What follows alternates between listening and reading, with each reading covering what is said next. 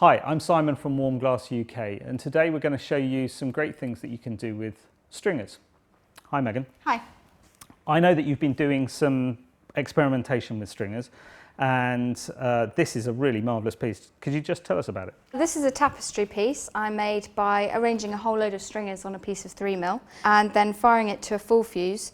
You can then chop that up, rearrange them, put them on another bit of Tekta and refire it, and you get some really interesting patterns. So when you put it onto this sheet, what thickness was this sheet? This sheet was originally 3mm, and you can use any colour. On this one I used a piece of yellow and this one's spring green. All right, and then you put it onto the Tekta and you fire that, you said at a full fuse. What temperature would that be? 804 for 10 minutes. 804.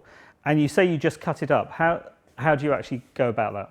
Well, it is fairly tricky to cut strips nice and evenly. The trick is to cut on the smoothest side. It's much easier when you're cutting lots of thin strips to cut in half and then half again. So it's easiest to cut straight down the middle and then cut those halves in half and then cut those halves in half and keep working your way down until you have nice thin strips. Yeah, I've done that before because it always splits out if you don't do it like that. It's an interesting technique.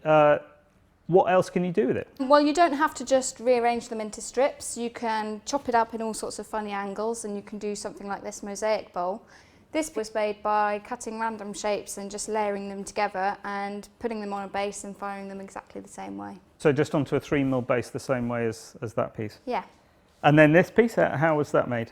This piece was made out of strips again, but these strips are slightly different widths, and then they're layered into a sheet glass of the same colour and just different rearrangements, so it's not a full sheet of strips. And is that reactive stringer in there? It is, yeah. The white colour you can see here is French Vanilla, and the French Vanilla contains sulphur, which will react with the Cyan underneath, which contains copper, and you get this grey edge to the piece. That's great. And that's been sandblasted, has it? No, it hasn't. Originally it was fired this way up, oh, right, okay. flat, and then I decided I liked the other side better, so I slumped it that way up, and you get the texture of the kiln shelf on that side, which can give you a sandblasted looking effect, but without the expensive sandblaster. Nice, it's kind of matte. And this piece here? I used a base of Tekta, and then on top of that base I put a bed of stringers. I made sure I had some stringers that contained copper, so they tend to be the blue colours.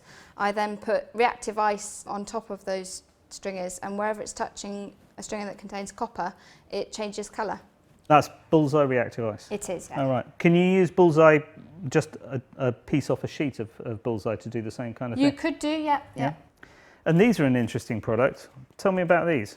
Well, these are really fun. They're a new product called Twisted Cane, and they're really easy to use. Just cut them to the length that you want them and layer them into your piece. They really add a three-dimensional quality.